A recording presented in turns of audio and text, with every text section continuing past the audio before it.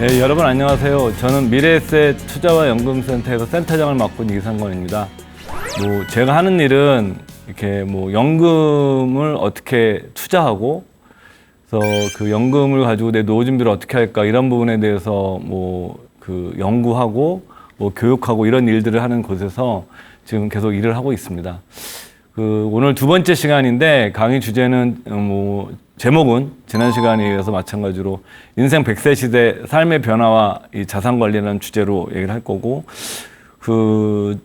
지난 시간에는 주로 이제 고령화 사회의 의미가 무엇인지, 우리나라가 이제 내년도에 65세 이상 인구가 국민 5명 중 1명이 되는 초고령 사회에 진입하게 됩니다. 이거는 대한민국 인구 측면에서 보게 되면 2025년은 새로운 시대가 열리는 겁니다. 그게 고령화 사회가 누군가에게는 굉장히 좋은 의미가 될 것이고, 누군가에는 그게 좀 어려움의 의미가 될 거지만, 여하튼 간에 2025년부터 우리나라 인구 구조의 변화는 드라마틱하게 변화가 되고, 그리고 몇 년 전부터 우리나라도 출생자보다 더 많아지는 본격적인 이제 인구 감소 국가에 접어들었습니다.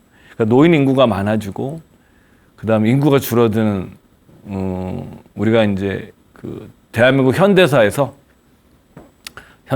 최초의 경험을 이제 하게 될 겁니다. 그 속에서 나타나는 여러 가지 변화 중에 우리가 이제 어떤 여러 가지 변화가 나타나겠죠. 지금 국민연금 개혁도 굉장히 논란이 많이 되고 있습니다. 왜 논란이 될 수밖에 없냐면, 국민연금이 88년도에 도입이 될 때, 사실은 그때 만들어질 때 이렇게 노인 인구가 많아질 거라고 예측을 못 했겠죠. 어떤 사람들은 그런 얘기를 합니다. 왜 그것도 예측 못 하는 전문가들이. 여러분들 경제 예측이라는 것이 다 맞은 적이 많지가 않습니다. 그러니까 우리가 이 연금 제도가 한 200년이 넘은 제도인데, 독일에서 시작이 됐죠. 독일의 철혈 재상인 비스마르크가 냈던 아이디어였고, 그때 65세부터 연금을 준다고 그랬는데, 그때 65세가 되는 사람이 몇 명이나 있었겠습니까? 다른 사람이. 그리고 선진국에서도 한 20년대, 30년대부터 본격적으로 이제 연금 제도를 도입하고, 60년대에 이제 소위 복지국가 모델들이 등장을 합니다. 우리가 영국 같은 경우 요람에서 무덤까지 이런 표어도 나오고 이렇게 나왔는데, 그 당시에도 이렇게 노인 인구가 많아질 거 생각을 못 했겠죠. 근데 어떤 분들은 그럽니다. 그거를 왜 못했냐. 사실은 빤히 보는 건데. 근데 여러분들 지나간 것은 모든 것이 명약관화한 겁니다. 그래서 우리가 후견지명이라는 표현이 있습니다. 선견지명의 선견지명과 달리, 이런 사람들 있잖아요. 내가 그럴 줄 알았어. 커봐, 내가 이렇게 말했잖아. 저 이렇게 말하는 사람들 굉장히 싫어하거든요. 대화할 때 친구들 중에서 야, 내가 그랬잖아. 그렇게 될 줄 알았잖아. 그러면 저 대화 안 해버립니다. 그때부터는. 젊어서는 그런 친구들과 잠깐 대화하고 예화했지만, 결국은 그런 식의 말을 하는 친구들은 자기가 다 아는 것처럼 얘기를 합니다. 전형적인 후견지명의 사례들입니다. 지금 국민연금도 후견지명 하시는 분들이 계신데 아마 그렇지는 않을 겁니다. 그 당시에도 굉장히 많은 전문가들이 이거 달라붙어서 만든 제도입니다. 근데 이제 막상 이 고령화 사회가 와서 보니까 이 국민연금 유지가 될 수가 없는 겁니다. 그래서 개혁을 해야 됩니다. 어떤 방식이 돼도 개혁을 해야 됩니다. 건강보험제도도 마찬가지입니다. 그러니까 지금 회사들도 마찬가지입니다. 지금 우리나라 같은 경우는 정년 제도가 60세로 돼 있는데, 이제 노동계에서는 65세로 늘려야 되는 게 아니냐, 이렇게 주장을 하기 시작하지만, 기업들은 지금 현재는 이제 부담스럽다는 입장이죠. 근데 이것이 이제 시간이 흘러서 제 생각에는 한 10년, 20년 지나고 나게 되면 우리나라도 아마 그때쯤에 대해서는 정년이 늘어나지 않을까. 그러니까 지금 세대들은 이게 과도기이기 때문에 60세 정년으로 가지만, 저희 후배 세대들로 가면은, 특히 지금 20, 30대 분들은 오히려 제 생각에는 일본처럼 이제 정년이 늘어나는, 국가 차원에서도 노인들한테 계속 일을 시켜야 됩니다.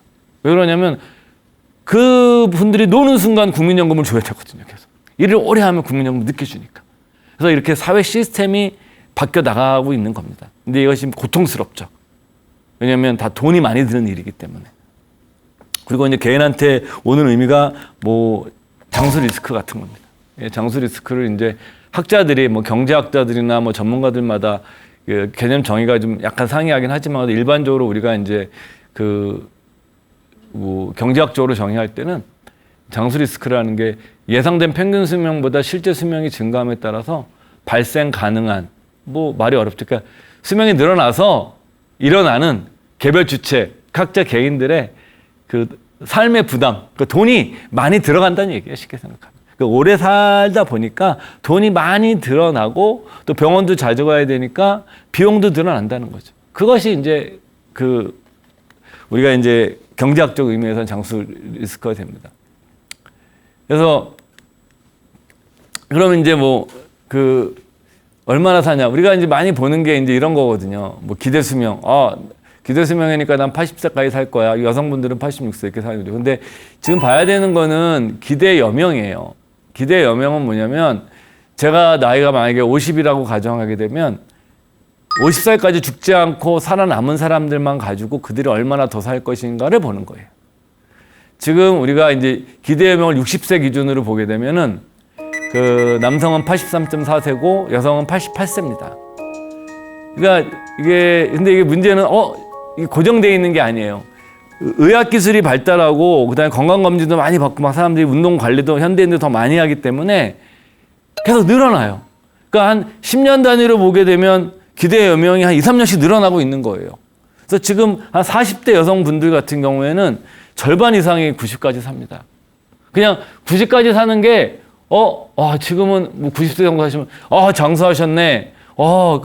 좀 건강하게 좀 장수하셨네 이렇게 얘기하지만 여기서 한 뭐 10년, 20년만 지나고 나면 앞으로 그냥 90세 먹은 사람들이 흔해지는 거예요. 그냥 뭐 웬만한 여성들은 다 90세까지 사는 세상이 되는 거예요. 그래서 여러분들이 이 긴 노후를 어떻게 보내느냐가 굉장히 우리 인생 앞에 놓여져 있는 굉장한 숙제가 되는 거예요.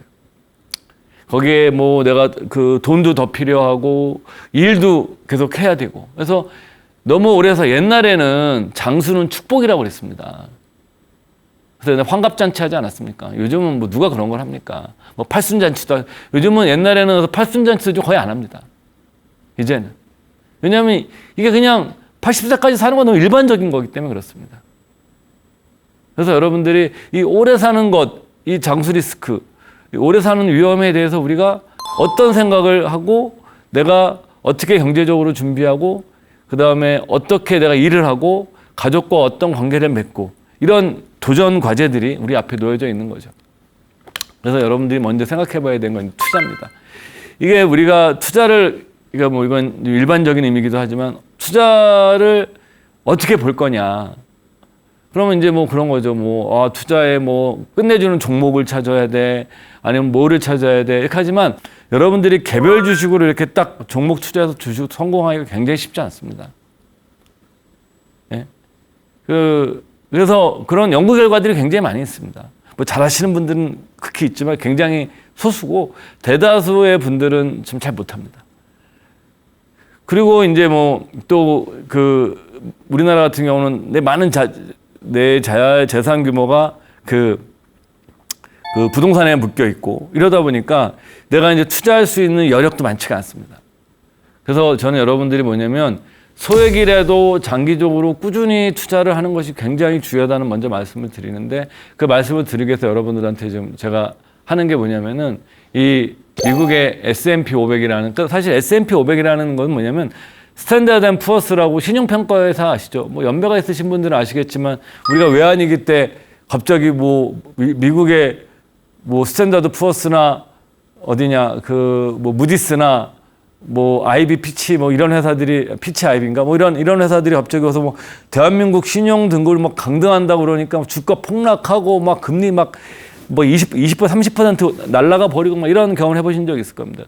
그 신용평가하는 회사에서 만들어 놓은 주가 지수 인덱스입니다. 주가 지수.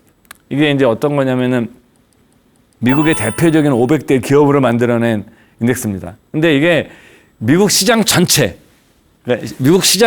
있지 않습니까? 뭐 미국에 거래되는 주식 전체를 합한 그 지수도 있습니다. 그 뱅가드 토탈 인덱스라는 VTI라는 수가 있는데 이거랑 이제 S&P 500 대표 기업을 보게 되면 거의 미국 이 500대 기업이 미국 주식시장 전체의 한 80%를 차지합니다. 그러니까 사실 우리가 S&P 500이 대표 지수가 된 건 뭐냐면 미국의 대표 기업 500개에 투자한다는 의미도 의미지만 더 중요한 의미는 미국 시장 전체, 미국이라는 자본주의 사회가 만들어 놓은 주식시장 전체를 내가 사는 걸 말하는 겁니다. 그러니까 우리 흔히 얘기하는 시장 수익률입니다. 개별 종목이 아니라 다 합해져 있는 그 수익률을 얘기하는 겁니다. 이게 이제 원래 이 S&P 500의 그 지수가 이 그래프가 계산이 된 게 1926년도부터입니다. 우리나라는 지금 종합주가지수라든가 코스피 200 지수 같은 걸 쓰는데 그게 미국 S&P보다 정확하지가 않습니다. 왜 정확하지 않냐면 S&P 거의 배당금 받은 거 있고 옛날에 있을 거 아닙니까? 그거까지 다 재투자했다고 다 계산을 해야 되거든요. 한국은 그렇게 계산이 안 돼 있는 거죠. 근데 미국은 그 코올스 위원회라는 곳에서 그 코올스라는 사람이 기부금을 내서 시카고 대학에서 주가 데이터 연구를 하게 됩니다. 그 연구를 기반해서 1926년도부터 데이터를 다 만들어 놓은 겁니다. 그래서 이제 이후에 이제 전문가들이 연구를 해가지고 1872년도부터 이제 S&P 500이라는 것이 있다고 가정하고 그 S&P 500이라는 그 상품이 처음 나온 거는 76년도입니다. 그렇지만 이거를 76년도부터 이런 S&P 500이라는 주가지수에 개인들이 투자하는 시대가 열렸는데 이 지수 자체가 계속 역산해가지고 만들어 놓은 거죠. 한 200년 그래프를 만들어 놨습니다. 저는 이제 그 저희 부서에 이렇게 신입 직원이 오거나 나이 어린 직원이 오면 저는 제일 먼저 하는 게 뭐 일 얘기도 하지만 제가 이제 구글에 들어가서 그 S&P 500 200년치 그래프를 제가 이제 출력을 해가지고 이 그래프를 출력을 해서 직원들한테 줍니다. 그리고 책상에 붙여놓으라고 그렇습니다. 이 그래프를 잘 봐라. 그래서 우리가 무엇을 생각해야 되느냐. 그 미국의 연금 백만장자들이 많은데 미국 연금 백만장자들의 투자한 그 연금에서 투자한 거의 절반 정도가 이 S&P 500 인덱스 펀드입니다. 근데 왜 이들이 그 연금 백만장자가 될 수 있었느냐. 이 그래프를 보시면 장기적으로 미국 주식시장은 200년간 올랐습니다. 근데 그 중간중간에 큰 고비들이 있습니다. 예를 들어서 1920년대 대공황입니다. 자본주의 역사상 가장 참혹했던 시기입니다. 미국 국민들 4명 중에 1명이 실업자였습니다. 미국 옛날 흑백 영화 같은 거 보게 되면 미국 사람들이 막 그 식량 배급소에서 줄 서가지고 그렇게 먹는 거 잡으면 그게 이제 20년대 대공황입니다. 주가가 거의 반토막이 더 났습니다. 마이너스 80% 가까이 갔었습니다. 그 다음에 두 번째 박살난 게 가장 크게 박살난 게 언제냐면 70년대 그래프를 보면 이게 스태그플레이션 시기입니다. 그 스태그플레이션이라는 게 뭐냐면 물가가 오르면서 이 경기가 침체가 되는 걸 얘기를 하는 거거든요. 그 당시에 이제 미국의 이제 대표적인 경제인 폴 사무엘슨 교수죠. 미국인 최초로 노벨 경제학상을 받은 인물입니다. 보통 그 노벨 경제학상을 받으려면 오래 살아야 됩니다. 왜 그러냐면 그 사람이 창안한 이론이 현실에서 검증되는 시간이 필요하기 때문에 뭐냐면 오래 살아야 돼요. 뭐냐 화학상이나 물리학상 이런 거는 나이가 상관이 없습니다. 빨리 그걸 발명하거나 개발하거나 찾아내면 그들에게 돌아가지만 경제학은 이게 일종의 사회과학이기 때문에 인간을 대상으로 실험을 할 수가 없습니다. 그렇기 때문에 시간이 흘러야 되거든요. 그래서 오래 살아야 되는데 폴 사무엘슨 교수는 젊어서 받았죠. 그러니까 굉장히 뭐 천재 경제학자 소리 들었던 사람입니다. 이 사람이 그 당시 무슨 얘기를 했었냐면 이 스태그플레이션은 그 당시만 해도 70년대에는 경제학자들이 인플레이션이라는 것은 일시적인 현상이라고 생각했답니다. 이렇게 급격한 인플레이션은. 서서히 오르는 인플레이션은 뭐 당연한 거고 어느 정도는. 경제가 성장하면 조금씩 물가는 오르게 되어 있습니다. 오히려 물가가 하락하는 게 더 문제거든요. 경제가 성장하지 않고 물가가 하락하게 되면 굉장히 고통스럽습니다. 그게 이제 일본이 잃어버린 20년이라고 불리는 세월이 그런 겁니다. 물가가 하락하면 디플레이션이 오게 되면 고통스럽습니다. 왜냐하면 사람들이 돈을 다 현금만 가지고 있으려고 그렇습니다. 왜냐하면 계속 물가가 떨어지니까. 그러니까 기업들도 어떠냐면은 디플레이션이 오면 물건을 만들어서 팔수록 손해인 겁니다. 왜냐하면 지금 사태에서 떨어지니까 나중에 팔면 손해가 되는 거예요.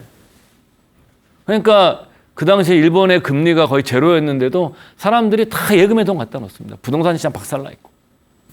예, 그게 디플레이션입니다. 굉장히 어려운 겁니다. 그래서 이제 인플레이션 다시 돌아가게 되면 스태그플레이션이 왔을 때 폴사무엘에서는 그런 얘기 했었거든요. 지금 이 스태그플레이션이 인플레이션에 대한 해법을 내놓을 수 있는 경제학자가 있다면 그의 학문적 배경을 막론하고 그 사람한테 노벨 경제학상이 돌아가야 된다. 이런 표현을 했습니다. 그렇게 10년 동안 헤맸습니다. 그 다음에 이제 또 헤맨 게 우리가 아시죠? 그 다음에 이번에 2008년도 금융위기 때 한번 또 된통 그게 한 주가가 한 30% 정도 빠집니다. S&P 500 지수가. 그렇지만 200년간 장기적으로 우상향을 했습니다. 그러니까 1년, 2년, 3년, 4년, 길게는 10년까지도 마이너스가 나지만 20년 이상이 되면 어떠한 경우에도 마이너스가 없었습니다. 그게 미국 사람들이 연금 백만장자가 됐던 비결입니다. 거창한 게 아닙니다. 그래서 제가 직원들한테 이걸 나중에 이런 얘기입니다. 너희들 나이가 젊잖아. 여기서 네가 막 그 투자를 하다가 주가가 너무 하락해가지고 막 팔고 싶을 때 이거 보면서 참으라고. 그리고 어차피 적립식으로 넣게 되면 이게 더 빨리 회복이 되거든요. 왜냐하면 주가가 막 떨어지는 상태에 적립식으로 계속 사게 되면은 내가 사는 평균 매입 가격이 더 하락이 됩니다. 여기서도 여러분들 보시면 여기 뭐 대공황 때도 반등할 때 확 반등했죠. 이번에 2008년도에도 반등 확 반등합니다. 그런 거를 내가 맞출 수 없으니까 이렇게 S&P 500 같은 이런 시장 자체에다가 하면 이들이 그럼 이게 수익률이 얼마 정도냐? 연평균 8에서 10% 정도가 나왔습니다. 미국 같은 경우는. 우리나라는 그게 안 나옵니다. 그래서 인덱스 투자를 미국을 중심으로 하고 얘기하는 이유고, 그 다음에 또 나중에 또 말씀드리겠지만 내 자산을 한 나라에만 두지 말고 그 자산도 좀 분산해서 투자해야 될 때 뭐 어느 정도 이제 뭐 미국과 같이 그런 성공한 자본주의 국가의 그 자산 배분을 해놓는 게 좀 필요하다는 그런 얘기를 또 나중에 제가 드릴 기회가 있을 건데, 이렇게 해서 여러분들 8에서 10%면 뭐 10% 뭐 그게 대박이겠어. 여러분들이 만약에 평생 연평균 10%를 내실 수 있으면 여러분들은 평생 돈 걱정 안 하고 살 수가 있습니다. 평생을. 이게 10%라는 게 우리가 여러분들 이제 72의 법칙이라는 게 있습니다. 내 돈이 2배가 되는데 걸리는 시간을 얘기하는 거거든요. 그러니까 72를 내 돈이 2배가 되려고 그러면 10%면은 7.2가 나오니까 대략 7년에 한 번씩 내 돈이 2배가 됩니다. 10% 내 자산을 불려나가면 10년에 한 번씩 내 자산이 2배가 됩니다. 근데 이게 생각해 보세요. 처음에 1억이 2억이 됩니다. 10년 뒤에. 그럼 2억이 10년 뒤에 4억이 됩니다. 그죠? 이때부터 무서워지는 거죠. 4억이 얼마 됩니까? 8억이 됩니다. 8억이 되면 어떻게 됐습니까? 그 다음에 16억이 됩니다. 무섭게 늘어납니다. 저는 그래서 어떤 얘기도 하냐면 아이가 태어나면 아이 명의로 연금저축계좌를 만들어줘라. 연금저축계좌를 만들 수가 있습니다. 자녀 명의로. 그리고 우리나라는 현재 증여세 없이 미성년 자녀에게 줄 수 있는 게 10년 단위로 2천만 원씩 나눠서 2번 줄 수 있습니다. 그리고 그걸 내가 정기 유기금 제도라고 그래가지고 적립식으로 해서 내가 적금식으로 나눠서 줄 수도 있습니다. 그거를 만약에 2천만 원을 저는 아이가 태어날 때 만약에 줬다고 가정을 해보면은 그게 만약에 한 10% 수익이 났다 치면은 2천만 원이 10%면 7년에 한 번씩 7살 때 4천만 원이 됩니다. 14살 때 8천만 원이 됩니다. 그 다음에 21살 때 1억 6천이 됩니다.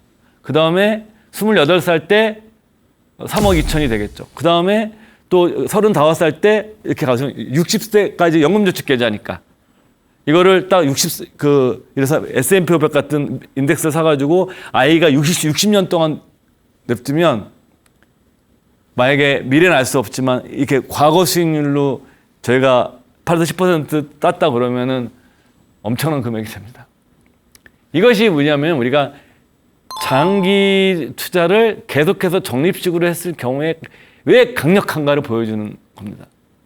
그래서 여러분들이 연금저축계좌 같은 걸 운영하실 때는 여러분들 이런 거죠. 안전해야 돼. 그러면서 많은 분들이 연금저축계좌를 만드시면서 전부 다 뭐 예금 듭니다. 난 금리 사냥을 할 거야. 금리 쇼핑을 할 거야. 제가 한번 이런 질문을 한번 던져보겠습니다. 어떤 펀드가 있는데 이 펀드가 매년 12%씩 안정적으로 거의 20년 가까이 낸 펀드입니다. 그리고 우리나라의 그 유명한 사람들은 다 가입한 거예요. 예를 들어서 뭐 뭐 유명한 영화 감독들, 유명한 연예인들, 그다음에 유명한 사업가들 이런 사람들도 합니다. 이 펀드에 가입하고 싶어도 가입할 수가 없어요. 잘 안 받아주니까 이 회사에서. 그러니까 전부 다 그냥 그 돈 있는 사람들은 이 펀드에 가입하고 싶어 안절부절하는 펀드입니다. 안달복달하는 사람. 근데 어떤 사람이 저한테 와가지고 여러분한테 그런 기회가 생긴 겁니다. 그 운영하는 사람 남편의 부인이랑 친한 내 친구가 있는데 이 친구가 내 얘기를 했더니 그 친구한테 그러면 기회를 한번 주겠다고 그래가지고 아내가 기회를 한번 주겠다고 그래가지고 합니다. 금액은 10억 이상만 가능하니까 10억. 그래서 이 사람은 온갖 거 다 내가 있는 거 다 돈 털어가지고 10억 만들어갖고 딱 넣습니다. 야, 그래서 나는 이제 노후 준비 끝났어. 지금까지 딴 사람들처럼 매년 난 10억 나 1억 2천씩 이제 투자 수익 꾸준히 날 거야. 야, 내 노후 준비 끝났어. 예. 그러다가 전 재산을 날렸습니다. 이게 실화입니다. 미국의 메이도프 사기 사건이라는 실화입니다. 실화. 그 미국 유대인들이 뭐 스티븐 스필버그 영화 감독이라든가 뭐 미국의 유명한 금융회사들 다 이 메이도프 펀드에 돈 넣어놨다가 다 사기당했습니다. 20몇 년간을 이 사람이 사기를 쳤습니다. 투자로, 그러니까 여러분들이 원금이 보존하면서, 그러니까 수익이 높으면서 여러분들 안전한 거는 세상에 존재하지 않습니다. 이 사람들이 안전하면서 수익이 높은 거에 대한 잘못된 믿음을 가진 겁니다. 안전하면서 수익이 높은 건 세상에 존재하지 않습니다. 그럼 어디에서 존재하느냐? 상상 속의 세계나 사기꾼의 세계에서만 존재하는 겁니다. 여러분들이 만약에 수익이 이만큼 높다는 것은 그만큼의 내가 리스크를 내가 인정해야 되는 겁니다. 여러분들이 뭐냐면 막 2배, 3배 대박 생각하는데 여러분들 8에서 10%만 내도 여러분들은 평생 노후 준비할 수 있습니다. 좀만 일찍 시작하면. 그게 예를 들어서 우리가 뭐 지금 금세기 최고의 투자자라고 그러는 워렌 버핏이 지금 뭐 정말 정말 최고의 투자자죠. 투자로 세계 10위 안에 부자가 된 유일한 사람입니다. 한때 1등도 한번 해봤었고. 그러면 버핏이 올린 수익률이 뭐냐? 22%입니다. 연평균 한 20%가 좀 넘습니다. 여러분들이 만약에 연평균 20%를 내면 여러분들은 어마어마한 갑부가 될 수 있습니다. 이거 이제 미국이나 우리나라 같은 인류 투자가다. 미국 최고의 펀드 매니저다. 그러면 그 최고의 펀드 매니저들의 수익률을 어느 정도로 되시면 아십니까? 연 한 평균 15% 정도를 내면 최고의 투자가로 꼽습니다. 15% 정도 내가 수익 꾸준히 따면 내 돈이 5년에 한 번씩 2배가 되는 수익률입니다. 그게. 5년이 좀 적게 걸리겠죠. 대략 5년 정도 걸립니다. 그러니까 20%가 되면 대략 내 돈이 한 3년, 4년 만에 한 번씩 2배가 되고요. 15%가 되면 거의 5년에 한 번씩 2배가 되고요. 10%가 되면 대략 7년에 한 번씩 2배가 됩니다. 그러니까 여러분들이 뭐냐면 우리는 3, 4년에 한 번씩 돈을 2배를 못 만들어도 7년이나 8년에 한 번씩 내 자산을 장기적으로 2배씩 불려나간다고 그러면은 노후 준비는 충분합니다. 그래서 여러분들이 연금저축 계좌에 가입하셔서 내가 투자의 지식이 없으면 그냥 S&P 500을 사셔서 이런 인덱스 사셔서 장기간에 시장 사는 겁니다. 이거는 뭐 상품을 사는 게 아닙니다. 미국이라는 자본주의 시스템을 사는 겁니다. 그리고 그 젊은 부부들 같은 경우에는 아이가 태어나면 아이 명의로 연금저축 계좌를 만들어줘서 아이가 이렇게 장기적으로 투자할 수 있게 해줘서 아이 스스로 또 미래를 대비할 수 있도록 투자 교육도 시켜가면서 하는 것이 필요한 겁니다. 제가 이제 유명한 투자가들 책을 읽거나 뭐 성공한 투자가들의 책을 읽을 때 이렇게 뭐 뭉클하거나 그러진 않습니다. 그러니까 대단하다, 이 사람들 참 똑똑하다 이런데 제가 개인적으로는 이 분에 관한 책을 책에 나와 있습니다. 뭐 국내도 나와 있는데 이분 책이 아니라 이분을 소개한 건데 그래서 저 이제 구글에 들어가가지고 뭐 인터넷 사이트에 들어가가지고 저는 이제 이분 관련된 그 당시에 났던 뉴스들을 다 이렇게 찾아서 읽어봤습니다. 뭐 다는 아니겠지만 아주 찾을 수 있는 걸 찾아서 읽으면서 정말 저는 굉장한 감동을 받았습니다. 정말 이분이 뭐냐면 로널드 리드라는 할아버지인데 우리로 얘기하면 저기 어디 시골에 사는 겁니다. 시골의 주요소에서 전쟁 갔다 와가지고 주요소에서 그냥 평생 밥봉으로 일한 겁니다. 25년 동안 일하고 그 당시에 이제 그 주유소에서 은퇴한 다음에는 JC 페니 백화점에서 그 유통업체죠. 거기서 청소부로도 17년간 일합니다. 근데 이 사람이 죽고 나서 화제가 됩니다. 이분이 그 2014년도 92대 사망 당시에 800만 달러였습니다. 88억. 대학을 나온 사람도 아니고 경제학 공부를 정통으로 하는 사람도 아니고 투자론을 공부하는 사람도 아닙니다. 그냥 평범한 동네에서 박봉으로 그냥 살던 그냥 동네 아저씨 같은 사람입니다.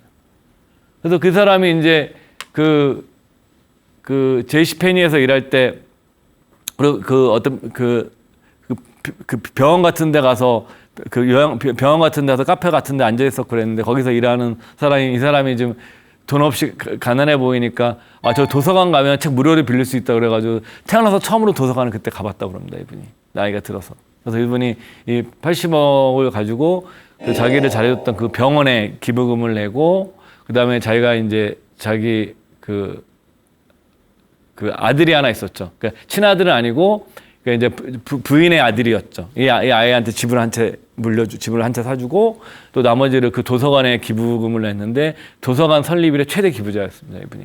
그런데 이분이 그러면 어떤 종목들을 가졌었느냐? 너무너무 당연한 종목들이었어요. 우리가 다 할 만한 뭐 존슨앤존슨, P&G, 제너럴 일렉트릭, JP모가 우량주라고 생각하는데 주로 배당을 잘 주는 주식을 사가지고 이분이 계속 배당금을 받아서 배당해서 재투자한 겁니다. 쓰지 않고. 그러니까 내가 이 주식을 팔고 싶을까 봐 아예 주식 증권을 인출해가지고 은행 금고에다 맡겨버립니다. 아예. 그리고 이 사람의 취미는 매일 집에 가서 월스트리트 저널을 읽는 거. 매일. 그 사람이 유일한 취미였습니다. 뭐 어떤 분은 그럽니다. 뭐 그렇게 아껴 쓰냐고 돈 있으면 쓰고 그렇지만 이분은 그게 아니라 투자는 장기간에 걸쳐서 자기 투자하는 과정을 월스트리트 저널이라는 신문을 읽어가면서 했던 과정을 자기 인생에 즐긴 겁니다. 이분이. 그러니까 여러분들이 그러니까 이렇게 소박하게 내가 아껴서 연금저축 계좌를 이용해서 이렇게 꾸준히 장기간에 투자하는 것만으로도 우리는 상당히 많은 그 노후 자산을 할 수 있습니다. 여기서 이제 워렌 버핏이 얘기했던 이 무드셀러 기법입니다. 무드셀러 기법이란 건 뭐냐면은 그 성경에 나와서 가장 오래 살았던 인물이죠. 이게 노아의 할아버지인가 그럴 겁니다. 이분이 이제 969세까지 사셨죠. 할아버지인가 손자인가 아주 헷갈리는데 하여튼 그런 분이 계십니다. 이 사람이 이제 버핏이 그런 겁니다. 투자에서 가장 좋은 거는 무드셀러 기법이다. 무드셀러 테크닉이다. 그건 뭐냐면 높은 복리 수익률을 얻으면서 오래 살면 된다. 그러니까 오랜 기간 오래 살면 된다. 장수하면 된다. 무드셀러처럼. 그러면은 돈이 복리의 마법을 통해서 불어날 것이다. 그래서 이제 버핏이 이제 자기가 직접 표를 만든 거죠. 10년 동안 10만 달러 투자했을 때 돈이 얼마가 드러나느냐 이런 식으로 해가지고 이제 보여주는 겁니다. 그러니까 여러분들 16%만 해서 되면 어마어마하게 증거죠. 저는 여러분들한테 말씀드리고 싶은 건 세상에 두 가지입니다. 세상에 안전하고 고수익을 주는 건 다 사기다. 특히 퇴직 이후에 특히 조심해야 된다. 퇴직금들을 녹이는 사기가 계속 늘어날 거다. 한국 사회도. 고수익이 안정적인 것은 절대 없다. 두 번째, 가장 좋은 것은 내가 투자 지식이 있지 않다면 그냥 세계에서 가장 성공한 자본주의 시스템을 가지고 있는 미국의 시장 전체에 투자하는 S&P 500 같은 걸 인덱스를 사서 아니면 그 뭐 배당 다우지수나 이런 식의 몇 가지 괜찮은 뭐 배당주 인덱스 같은 것이 있습니다. 이런 시장 전체에 투자 인덱스를 사서 그냥 줄구장창 사서 보유하는 거죠. 적립식으로. 이것이 미국의 연금 100만 장자들을 만들어낸 비결이고 이게 이 단순함이 엄청난 결과를 만드는 겁니다. 저는 뭐냐면 좋은 투자는 단순해야 되고 지속 가능해야 되고 내가 편하게 할 수 있어야 됩니다. 어려운 투자법은 안 됩니다. 그럼 우리가 이제 연금자산 운영할 때 지금 말씀드린 걸 정리해 보게 되면 우리 연금저축계좌 같은 우리 연금을 운영하는 것은 이거는 10년 이상 짧게는 5년, 길게는 10년 이상 장기 자산을 운영해야 되기 때문에 중요한 것은 시간에 걸쳐서 돈의 가치가 이렇게 떨어집니다. 은행 예금은 안전하지만 장기적으로 인플레이션 해지를 할 수가 없습니다. 은행 예금만 계속 안전하다고 넣으면은 장기적으로 확실하게 내 돈의 가치를 떨어뜨리는 겁니다. 가장 확실한 방법으로. 그래서 연금 자산은 변동성 리스크가 있더라도 이런 S&P 500과 같은 주식 자산을 어느 정도 가져가야 됩니다. 그걸 안 가져가고 난 안전한 게 예금만 줘. 그렇게 하십시오. 저는 말리지 않습니다. 만약에 난 그런 거 하면 잠이 안 와. 어떡합니까? 주무셔야지. 그 대신만 그분은 각오를 하셔야 됩니다. 20년 뒤에 내 돈의 가치가 형편없어질 거라는 걸. 그 다음에 이제 연금자산은 모든 국가가 마찬가지입니다. 개인들이 이렇게 연금에 가입하게 하는 거는 세제 혜택을 줍니다. 우리나라 연금저축 계좌에 여러분들이 연간 900만 원까지는 세액 공제를 해줍니다. 세액 공제란 건 뭐냐면은 내가 결정된 세금에서 빼주는 겁니다. 그래서 세제 혜택을 주고, 그리고 이게 900만 원인데 납입할 수 있는 건 1,800만 원까지 내가 넣을 수 있습니다. 그래서 내가 900만 원 넣고 나중에 1,800만 원이 되잖아요. 근데 그럼 내가 매년 900만원씩 더 넣었다 가정을 해보면 1,800만 원 넣었으면 어떻게 되냐면 이 900만 원은 언제든지 내가 인출할 수 있습니다. 세액공제 받은 것은 반드시 연금으로 받아야 되지만 내가 900만 원 이상 추가로 900만 원 넘는 금액에 1,800만 원 한도까지 내가 따로 넣은 돈은 이 돈은 내가 언제든지 인출할 수 있습니다. 이해되시죠? 무슨 얘기인지. 여기서 발생한 원금 언제든지 인출할 수 있습니다. 그렇기 때문에 이렇게 세제 혜택이 주어지고 있는 게 그 우리가 연금의 가장 특징입니다. 우리 국민연금도 여러분들 내시면 연말정산 때 보시면 거기에 이제 이게 또 공제 처리해 줍니다. 그런 게 되죠. 그래서 우려해야 될 때 아까 말씀드린 것처럼 장기 투자해야 됩니다. 그리고 장기가 언제냐? 10년도 짧습니다. 하실 수 있으면 무조건 20년 이상 해야 됩니다. 그럼 이런 거죠. 나이가 많아서 나는 어떻게? 이분 오래 사십니다, 지금. 그렇기 때문에 지금이라도 소액이라도 꾸준히 적립식으로 무리해서 하라는 건 아니다. 왜냐하면 한번 크게 깨지면 안 되기 때문에. 왜냐하면 퇴직하시니까 소액이라도 꾸준히 내가 사서 이런 주가지수가 됐든 인덱스가 됐든 이런 거를 꾸준히 그런 세제 혜택 계좌로 사서 나가시는 것이 절대적으로 필요합니다. 안 그러면 이 돈의 가치가 언젠가 하락할 것이기 때문에. 그 다음에 당연히 이거는 세후 복리 효과가 발생합니다. 만약에 이를테면 아까 S&P 500 예를 들게 되면 S&P 500 인덱스 같은 경우도 배당 수익률이 한 1.5% 정도 나옵니다. 배당을 매년 줍니다. 그것도 안 주는 게 아닙니다. 그러면 그 배당을 계속 재투자하게 되면 원래는 배당을 받으면 배당 소득세를 내야 됩니다. 15.4%. 근데 연금저축 계좌에 들어있는 돈은 배당 소득세를 안 내고 그냥 나중에 연금 받을 때 연금 소득세를 5.5에서 3.3%만 냅니다. 그렇기 때문에 이건 뭐냐면 내 배당을 재투자해서 복리 효과를 만들어낼 수가 있습니다. 배당 재투자해서. 그렇기 때문에 여러분들 같은 경우에는 말씀드리지만 연금저축 계좌는 일부에서 필요 없다 얘기하시는 분들 계신데 제가 보기엔 제가 이쪽에 일이 있어서 아니라 이것만큼 장기 투자에 적합하고 세제 효율적인, 조세 효율적인 세제 혜택이 주어지는 현재 금융계좌는 존재하지 않는다. 그리고 지금은 과거에는 우리나라에만 투자할 수 있었는데 지금은 세상이 바뀌어서 연금저축계좌로 세계에서 가장 성공한 자본주의 시스템, 세계에서 가장 강력한 국가의 주식, 국가 일본도 있고 다 딴 나라 다 살 수 있습니다. 이렇게 우리가 글로벌로 내 자산을 배분해 나갈 수 있는 시대가 열린 겁니다.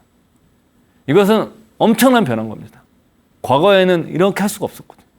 그래서 여러분들께서 꼭 이런 거를 활용하셨으면 좋겠고 또 하나 우리가 그냥 개념적으로 아셔야 되는 게 이게 완전히 인출하는 겁니다. 퇴직하고 나서 인출을 지금 운용에 관한 얘기를 드리는 거고 인출을 어떻게 해야 되냐? 이게 미국에서 가장 많이 쓰는 게 이제 4% 법칙입니다. 이게 뭐냐면은 내가 갖고 있는 돈에서 이 4% 개념이 나온 건 뭐냐면 내가 한 90세까지 그러니까 90세까지 내가 가지고 있는 돈이 떨어지지 않고 내가 받으려고 그러면 90세까지 현금이 나오게 하려고 그러면 얼마씩 인출하면 내 돈이 바닥이 나지 않느냐를 계산한 거, 시뮬레이션 한 겁니다. 일종의. 그래서 그래서 나온 게 4% 법칙이에요. 그러니까 1차 년도에 내가 이를테면 10억이 있으면 1억이 있으면 1억에 4%를 인출하는 겁니다. 다음에는 어떻게 하냐면 그다음 물가 상승률, 왜냐하면 화폐 가치를 지켜야 되니까 물가 상승률 플러스 4%를 인출하는 거예요. 근데 그 다음에 물가 상승률이 3%였으면 3%에다가 내 4%를 더해서 7%를 인출하는 겁니다. 이렇게 해서 하게 되면 60세부터 90세까지 은퇴 자금이 고갈되지 않고 90세까지 내 돈을 빼서 쓸 수 있다는 얘기입니다. 근데 이 대전제는 그겁니다. 미국 얘기인데 S&P 500의 50%, 그다음에 미국 채권의 50%를 넣었을 때 지금 다 살 수 있어요. 지금 나라서 50대 50을 딱 놓고 넣어서 내가 매년 4%, 1차년도에 그냥 4%, 2차년도에는 물가상승률 플러스 4%를 계속 인출하면 90세 돼서 돈이 딱 끝나는 겁니다. 제로가 되는 겁니다. 이해되시죠? 그래서 이거를 이제 여러분들 그럼 내가 우리가 이제 노후자가 얼마 필요해 할 때 쉽게 계산할 수 있는 방법이 25배의 법칙인데 4%의 역수가 25거든요. 그러니까 생각하면 내가 월 생활비로 한 200만 원 정도가 필요해. 그럼 내가 현재 퇴직하는 시점에 얼마 정도 들어 있으면 내가 인출할 때 할 수 있느냐? 그러면 여기다 25를 곱하면 됩니다. 그러니까 2,400만 원 곱하기 12개월 곱하기 25를 해도 됩니다. 이렇게 해도 되고 아니면 뭐냐면 300을 곱해도 됩니다. 12 곱하기 25가 300이잖아요. 그러니까 200만 원에다가 300을 곱해버리면 한 6억 정도 되나요? 그죠? 네? 그렇게 되면 이제 그 매월 200만 원씩 내가 인출해도 90세까지 인출할 수 있다는 얘기입니다. 그래서 여러분들께서 한번 이 4%로 가지고 여러분들, 근데 이게 다 필요하냐? 그렇진 않아요. 왜 그러냐면 여러분들 국민연금 받으시니까 국민연금 나중에 빠져야 됩니다. 그죠? 그 다음에 여러분들이 내가 연금저축 계좌를 잘 만들어 놨어. 그래서 그 연금 있으면 연금을 뺄 수 있는 돈도 또 빼면 됩니다. 그러니까 국민연금 잘 가입하고 퇴직연금 빼서 안 쓰고 연금저축계좌만 잘 해도 사실은 내가 매월 생활비로 조달할 수 있는 그 200 이런 계산, 그러니까 4% 룰에 기반해서 25배의 법칙 혹은 300의 법칙이라고 그러는데 25의 법칙이나 300의 법칙 여러분 쉽게 생각하면 제 생각 300을 쓰기 더 편하실 겁니다. 이거 뭐냐면 그냥 내가 매월 생활비에다가 300을 곱하게 되면 필요한 돈이 나오는 건데 만약에 내가 300이 필요한데 150만 원이 국민연금에서 나오게 되면 150만 원 빼고 나머지 150만 원에다가 300을 곱하면 되는 겁니다. 그럼 난 150만 나중에 내가 국민연금 나올 때 되면 내가 원래 300씩 쓸 수가 있게 되는 거죠. 그런 식으로 여러분들이 한번 계산을 이렇게 인출하는 계획을 잘 세우셔야 됩니다. 앞으로는. 이게 사실은 이 고령화 사회의 자산 운용이 어려운 겁니다. 그러니까 직장 생활할 때는 내가 이제 월급으로 생활비 조달하면서 투자만 하면 되는데 이제는 투자하면서 여기서 이 돈 빼서 써야 되는 거기 때문에 그렇습니다. 두 번째 이제 우리나라에만 투자하는 것 자체에 대해서는 잘하시는 분들 상관없는데 일반적인 경우에는 좀 너무 우리나라에만 투자하는 것은 좀 조심하자. 왜 그러냐면은 그런 일이 오면 안 되겠지만 이 고령화 사회가 되면 국가 부채가 그렇게 늘어납니다. 계속. 그럼 국가 부채가 계속 늘어나는데 이게 이제 재정의 압박이 됐을 때 극단적인 경우에는 정부 재정 위기로 올 수 있겠죠. 우리가 못난 얘기는 아닙니다. 이게 이제 그런 개연성도 우리가 한국의 정부 재정이 그렇게 이제는 돈을 많이 쓸 수밖에 없는 구조로 갈 확률이 굉장히 높습니다. 그렇기 때문에 만에 하나라도 있으면 안 되겠지만 우리나라의 그런 옛날에 외환위기 같은 이런 어려움이 온다고 그러면 우리나라에 내 재산을 모든 걸 다 둬주면 굉장히 이제 어려움을 겪게 되겠죠. 재미난 게 이겁니다. 2008년도에 미국의 금융위기가 왔습니다. 우리나라도 그때 주식, 부동산 엄청나게 출렁거렸었죠. 근데 보통 우리나라가 이렇게 옛날에 외환위기 때 잘못했을 때는 우리나라 금리가 오르고 그다음에 원화값이 폭락을 하고 환율이 폭등을 했습니다. 근데 미국도 그렇게 자기들이 실패를 했으면 미국 금리가 치솟아야 되고 미국 달러 가치가 떨어져야 되는데 반대로 달러 가치가 올랐습니다. 전 그때 2008년도 금융위기 보면서 그때 기억나는 게 직원들하고 대화하면서 진짜 이거는 참 미국이란 나라 쟤네들은 지들이 다 사고 쳐놓고 지들이 다 사고 쳤는데 딴 나라들 더 어렵게 한다고. 이게 어떻게 해석하냐면 시장이 한국이 잘못했어요. 한국이 잘못했네. 그러니까 쟤네들은 경제적으로 이제 벌을 받아야 돼. 그러니까 금리도 올라가고 환율도 떨어지고 막 이렇게 할 거야. 이렇게 됩니다. 근데 미국이 되니까 뭐냐면 미국이 저 정도면 딴 나라는 더 어려워지지 않아. 이렇게 해석을 하는 겁니다. 시장에서. 그러니까 오히려 우리나라 원화값이 더 떨어져 버렸습니다. 이것이 여러분들께서 투자를 분산해놔야 되는 강력한 전 이유라고 생각합니다. 외환위기와 97년도 말의 외환위기와 2008년도 미국 금융위기가 보여줬던 이런 경험에 대해서 우리는 정말 명심해야 돼요. 왜? 이런 거는 뭐냐면 잘 일어나지 않지만 한 번 일어나면 내 재산에 미친 영향이 엄청나게 큽니다. 그렇기 때문에 이런 거는 내가 분산해서 여러분들께서 투자하는 것이 필요하다고 생각합니다. 뭐 제가 이제 지난 시간에 2번에 걸쳐서 고령화 사회의 의미, 그 다음에 장수 리스크에 대한 의미, 그 다음에 우리가 연금저축 계좌를 통한 장기 투자의 의미, 그 다음에 인출 전략을 어떻게 짜야 되는데 뭐 4%를 혹은 뭐 25배의 법칙, 300배의 법칙 뭐 이런 거를 활용해서 100% 정확한 계산은 못하지만 어림짐작으로 추정할 수 있는 인출 계산법에 대해서 소개를 해드렸습니다. 이제 2시간을 좀 정리해서 말씀을 드리면 여러분들께서 이제 이런 거를 한번 생각해 보셨으면 좋겠습니다. 정리하면 고령화가 심화될수록 내가 노동력, 일을 오래 하는 것의 가치는 올라갑니다. 그래서 여러분들께서 어떤 일을 하시든 간에 평생 현역의 관점에서 보셔야 되고 평생 현역이 되지 못하더라도 후기 고령기 이전인 75세 전까지는 일을 계속 하는 게 더 중요하다. 2번째, 그리고 일을 하게 되면 2가지 측면에서 절대적으로 유리하다. 일단 가족관계가 좋아진다. 인간관계도 좋아진다. 2번째는 뭐냐면 기존 돈을 내가 덜 인출해도 되기 때문에 내 자산이 줄어드는 속도가 굉장히 늦어진다. 그래서 뭐 이거는 은퇴 문제를 전문적으로 연구하는 미국의 경제학자들의 책을 보거나 일본의 그런 사례들을 보더라도 그들이 항상 주장하는 그 은퇴 준비의 최대는 그겁니다. 최대한 일을 오래 해라 라는 겁니다. 첫 번째가. 은퇴를 최대한 늦춰라. 그러니까 고령화 될수록 일의 뭐 귀천을 떠나서 일의 가치가 계속 올라가겠죠. 2번째, 복지 논란이 국민연금도 지금 계속 논란이 되고 있고 건강보험도 논란이 되고 계속 논란이 있을 겁니다. 지금은 계속 정부는 더 줄 것처럼 얘기하지만 막 이렇게 얘기하겠지만 장기적으로는 국가가 해줄 수 있는 것이 많지 않다. 재정은 돈이 항상 더 필요하다. 그래서 세금도 굉장히 이슈가 될 겁니다, 앞으로. 그래서 여러분들께서 뭐 연금저축계좌라든가 IS, 오늘 뭐 제 주제는 아니지만 ISA 같은 이렇게 퇴직연금, 그 다음에 연금저축계좌만 퇴직 이후에 건강보험료 산정이 안 들어갑니다.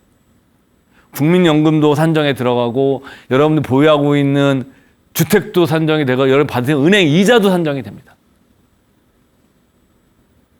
근데 연금저축 계좌에 들어있고 그 다음에 퇴직연금 계좌에 들어있고 현재는 ISA까지 들어있는 돈은 건보료 산정에도 안 들어가고 다른 소득 합산도 안 합니다. 그냥 연금소득세로 모든 게 다 끝납니다. 다 분리과세 해버립니다. 그게 뭐냐면 이 복지 비용으로 지불되는 돈도 없고 세금도 적게 냅니다. 그러니까 그래서 여러분들께서 뭐냐면 연금저축계좌라든가 퇴직연금 계좌라든가 ISA 계좌 중심으로 여러분들께서는 내 노후 자금을 만들어야 됩니다. 이것이 내가 세금 부담이나 건보료 부담으로 계를 줄이는 가장 확실한 방법입니다. 그다음에 4번째, 이게 지금 이제 부동산 시장, 이제 부동산 전문가는 아니지만 지금 양극화가 많이 일어나고 있습니다. 이게 이것이 이제 과연 어떻게 될 것이냐에 대해서는 뭐 이건 도시학자라든가 도시경제학자나 이런 분들이 뭐 부동산 연구하시는 분들이 많이 하시겠지만 이 양극화가 지금 계속 심해지고 있는데 이것이 정말 좋은 것만은 아닙니다. 저는 뭐 어떤 형식이 됐든 간에 이런 것이 어떤 사회적으로 비용을 지불해야 하지 않을까. 뭐 제가 어떤 할 수는 없지만 그래서 여러분들이 뭐냐면은 이 부동산도 다 오르는 시대는 이제 끝났다고 보셔야 될 겁니다. 굉장히 이제 뭐 투자적 용어로는 차별화가 되는 거고 사회학적 용어로는 이 양극화가 되는 이 시장이 될 겁니다. 그래서 여러분들께서도 자칫 이렇게 양극화에 피해를 입는 부동산 자산을 갑자기 소유하시게 되면 사실 굉장히 고통스러울 수 있을 겁니다, 앞으로는. 그다음엔 현금 흐름에 대한 선호도는 굉장히 더 높아진다. 고령화 사회에는 다 생활비를 조달해야 되기 때문에 현금 흐름을 만들어내는 자산에 대한 사회적 수요는 굉장히 많다.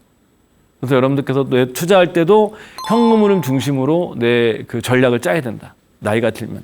그리고 이제 해외 투자는 뭐 다른 표현으로 글로벌 자산 배분은 선택이 아니라 필수다. 그래서 제가 이제 끝으로 제가 2시간에 걸쳐서 한 내용들 중에 핵심만 뽑으면 이런 내용이 되는 겁니다.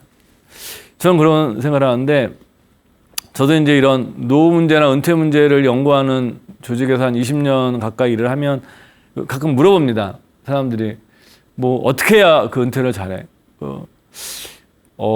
근데 저는 그때마다 이런 말씀을 드립니다. 이렇게 은퇴를 준비하는 거는 이게 최선의 방식을 찾는 게 아닌 것 같다. 그러니까 최선의 답이 있는 것 같지는 않다. 자기한테 적절한 답만 있는 뿐이고 가장 중요한 건 최악을 피하는 것이다. 우리가 학교에서 시험 볼 때는 최선의 답을 잘 찾아야만 내가 좋은 점수를 받을 수가 있습니다. 근데 사회에서 우리가 살면서 인생에서는 어떤 일들을 최선의 답보다는 최악을 피해도 그것이 훌륭한 그 해법이 되는 경우들이 많습니다. 저는 노후 준비는 이 후자에 해당된다고 생각합니다. 최악을 피해야 됩니다.